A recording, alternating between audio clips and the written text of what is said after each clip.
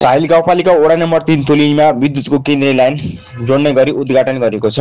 आइतबार वडा नम्बर 3 का जनतालाई उज्यालो दिने उद्देश्यले विद्युत केन्द्रीय लाइनको गाउँपालिका अध्यक्ष धर्मराज जोशीले उद्घाटन गरेका छन्। चाहिँ एउटा अन्धकारमा रहेको साहिललाई चाहिँ उज्यालोको रूपमा आज हामी बल्ल परिणत भएका छौँ र यसलाई निरन्तर रूपमा सबै बस्तीहरूसम्म बत्ती पुर्याउने कार्यमा हामी लाग्ने। बिजुलीको उद्घाटन भएसँगै स्थानीयवासी हर्षित भएका छन्। पहिलो जलविद्युतबाट बिजुली बाले पनि धेरै समयदेखि अन्धकारमा जीवन गुज्रिरहेका यस वडाका बासिन्दाले अब आफ्नो घरमा आँगनमा बत्ती बाल्न पाउने भएपछि स्थानीयवासी खुसी भएका छन्।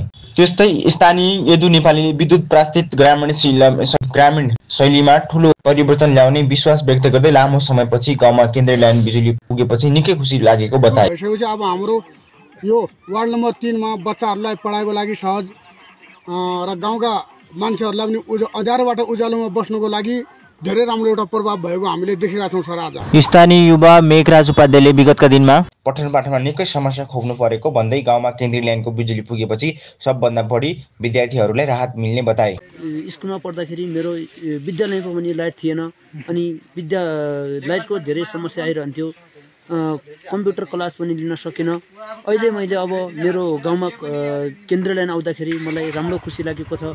विद्युतको उद्घाटन साहिल गाउँपालिकाका अध्यक्ष धर्मराज जोशीले विविध रूपमा बत्ती बालेर उद्घाटन गरेका हुन्। अध्यक्ष जोशीले वडा नम्बर 3 गर्खा साहिल बनखाउँ पानीखाल केन्द्रीयको विद्युतीय प्रसारण लाइन जोड्ने बताए। उहाँले 2077 र 78 सालमा जोड्ने गरी सक्नुपर्ने बत्ती विभिन्न कारण रोकेकोले आफ्नो पालिकाको अथेत मेहनतले जोड्न सफल भएको। पालिका वडा नम्बर 3 मा विद्युतीकरण गर्ने भनेर नेपाल विद्युत प्राधिकरणले चाहिँ ठेका गरेका तर ठेकादारका लापरवाहीका कारणले गर्दाखेरि यहाँ चाहिँ बत्ती जलेन र त्यसपछि हामीले निरन्तर रूपमा 2077 सालदेखि पदमा भए पनि पदमा नभएको अवस्थामा पनि हामीले यसलाई निरन्तर रूपमा दबाब दिँदै गऱ्यौँ।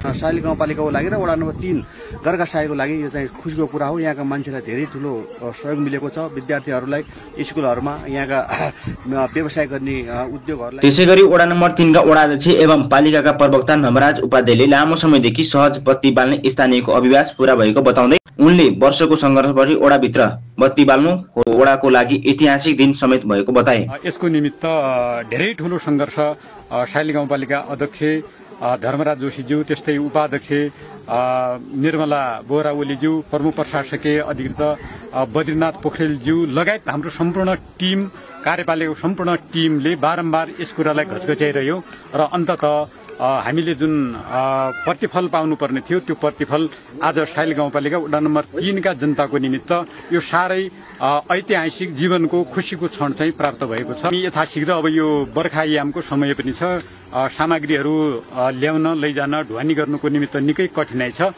हामी सक्दो प्रयासहरू गर्छौँ। साहिल गाउँपालिका वडा नम्बर 3 भरि यो विद्युतीकरण गरिसक्ने हाम्रो चाहिँ प्लान रहेको छ।